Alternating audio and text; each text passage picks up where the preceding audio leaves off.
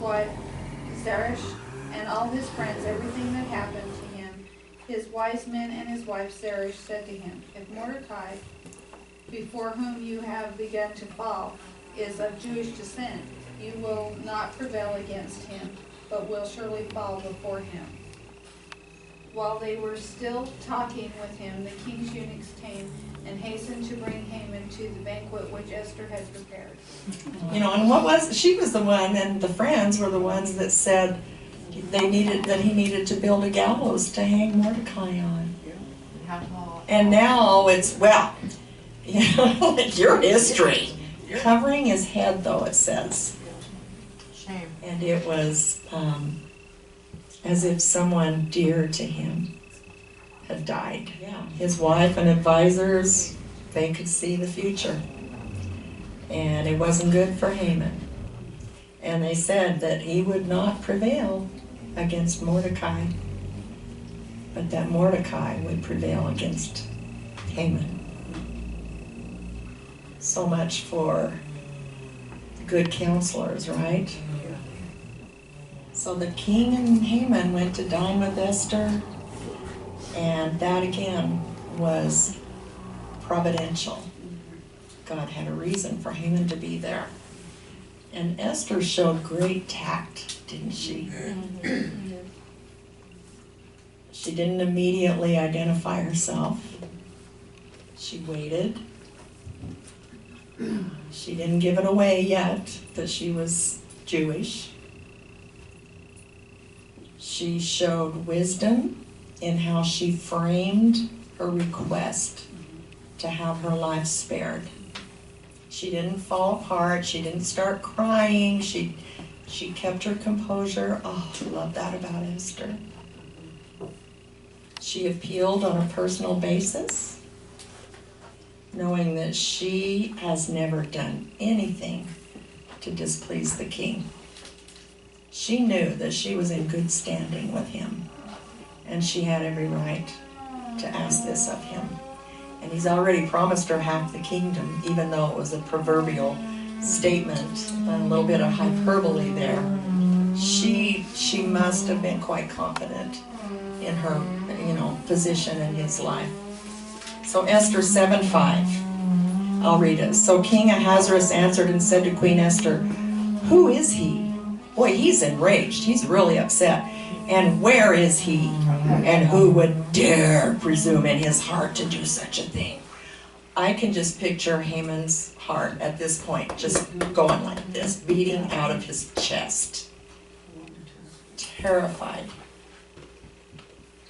Ahasuerus should have known that he is the one that stated that decree. Yeah, I know. But he didn't. He didn't put it together at this point in time. So Esther 7 verse 6 says, and Esther said, "The adversary and enemy," all right, ladies, this is the climax, "is this wicked Haman."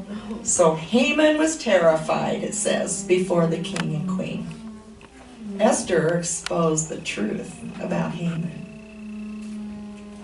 He was not a faithful servant like he was pretending to be. He would have killed the king like that. He didn't care. He didn't care about the king. He cared about himself. He was more interested in his own fame and fortune, wasn't he? He never imagined that Esther herself was a Jew. Now he stood before the king being rightly accused of plotting the murder of the king's wife. Wow. And not just the king's wife, but the king's wife whom he loved very much. This did not bode well for Haman. The wisdom of Esther's strange request to invite Haman to these banquets can be seen. Wasn't it fortunate that he was there? Boy, the impact that had, it maximized it, didn't it? Here he is right there. He's standing right there, O king. And there was no appeal. King arose in wrath from the banquet of wine and went into the palace garden. Now you remember, this king has a little bit of a hot temper. You remember how he handled Vashti. You remember how he handled when his navy was shipwrecked. What did he do? What did he tell him to do? Stab the water. That's not in God's word, but historians tell us that he went crazy and stabbed the water with a sword, or where they lost the battle. And so he's kind of, a radical, crazy guy here. So he was very wrathful, and it's hard to say what he would do when he's that angry. So he stood before Queen Esther, pleading for his life. Please, please, he's just begging and pleading, and can't you just see him just groveling? For he saw that evil was determined against him by the king. When the king returned from the palace garden, so he's talking to Esther. The king is gone. He's gone out to pace and do his rage thing out there, which is fortunate for Haman, I think. He went out, and then while he was out, Haman fell across the couch where Esther was. All right. And then the king came in and he saw that, and he said, "Oh, so it's not bad enough that you've done what you've done already, but you now have assaulted the queen?" Oh, now, as soon as the words left the king's mouth, what does it say? They covered Haman's face. Do you know what that means? Yes, it was. That's what they did before they hung them. Before they did away with them, they covered their face. I think they even did that up until even the Civil War, didn't they? It was just symbolic of it's over. And those words were barely out of the king's mouth, and they had his face covered. There was going to be no appeal for Haman. It was a done deal. So the king was angry, and he realized that Haman had played him for a fool in getting that decree signed. And for all of Haman's pleading, he only got himself into deeper trouble. That's what he was doing. That's why he fell across the couch. He's pleading with the queen. Now he's being accused of personally assaulting the queen. My translation says molested. Yeah. Esther 7, 9 and 10.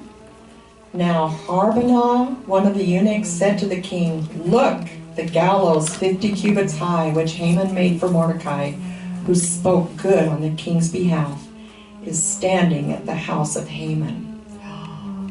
Bam. This isn't for Mordecai, this is for Haman. Then the king said those fatal words, "Hang him on it." And I'm sure the king didn't just say it the way I said it. Yeah. I bet he had a booming voice. So they hanged Haman on the gallows that he had prepared for Mordecai.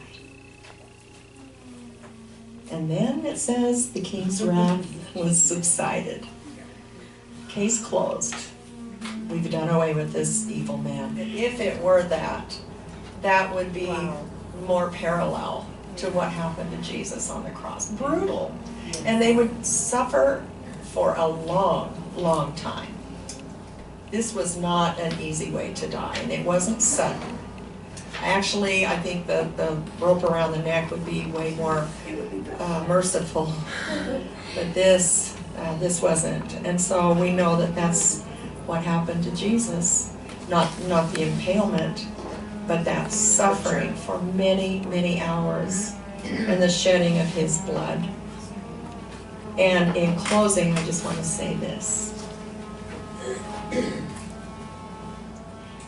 Perhaps the greatest example of this was when Satan thought he had won by getting the crowd to crucify Jesus, right? I think Haman is a picture of what was to come down the road when Jesus would die on the cross. But the cross turned out what? To be an instrument of his defeat. The death of a substitute satisfied the wrath of the king. That substitute was Haman. He took the punishment that he had intended for Mordecai. Yeah. It was the guilty dying for the innocent. With Jesus Christ, it was the innocent dying for the guilty. Thank you, Lord.